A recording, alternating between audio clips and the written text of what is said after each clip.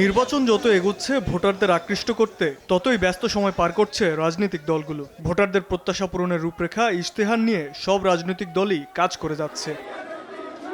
জামায়াতের ইশতেহারে দুর্নীতিশূন্য নতুন বাংলাদেশ বিনির্মাণে সবচেয়ে বেশি গুরুত্ব দেওয়া হচ্ছে। মুক্তিযুদ্ধ ও জুলাইয়ের আকাঙ্ক্ষা বাস্তবায়নে আলাদা গুরুত্ব থাকবে বলে জানান জামায়াতে ইসলামের সহকারী সেক্রেটারি জেনারেল মাওলানা আব্দুল হালিম। সব মানুষের মধ্যে আকাঙ্ক্ষা যে না, আমরা দুর্নীতি ছাড়া দেশ সমাজ করতে পারবো।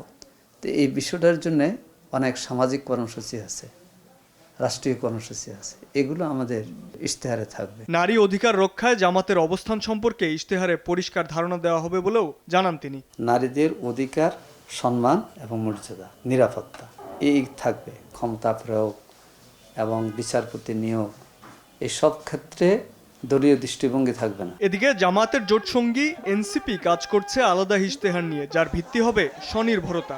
রেইনবো অলরাউন্ডার এক্সটেরিয়র পেইন্ট, বাড়ির বাহিরের দেয়ালের সুরক্ষা নিয়ে থাকুন নিশ্চিন্ত, সাথে পাচ্ছেন 10 বছরের ওয়ারেন্টি। এটি যখন নির্বাচনী জোট, সুতরাং নির্বাচন শেষ হওয়ার পরে এই প্রত্যেকটি দলগুলো কিন্তু তার দলীয় যে ইশতেহার, সেই ইশতেহার অনুযায়ী কিন্তু কাজ করবে। সাংবিধানিক এবং সংবিধিবদ্ধ প্রতিষ্ঠানগুলো, সেগুলোর যে প্রাতিষ্ঠানিক দলীয়করণ, এই দলীয়করণের বিরুদ্ধে সবসময় এনসিপি তার সোচ্চার কণ্ঠ অব্যাহত রাখবে। বাস্তবায়নযোগ্য ইশতেহার দিবে এনসিপি, যাতে থাকবে জবাবদিহিতাও। কতটা বাস্তবসম্মত আমি জানি না, কিন্তু আমার কাছে মনে হয় যে তারা আসলে ওই ফাঁকা প্রতিশ্রুতির মধ্যেই এখনো আছে। নির্বাচনের ফলাফল যাই হোক, এনসিপি কাজ করবে তার নিজস্ব মধ্যপন্থী রাজনৈতিক ধারায়।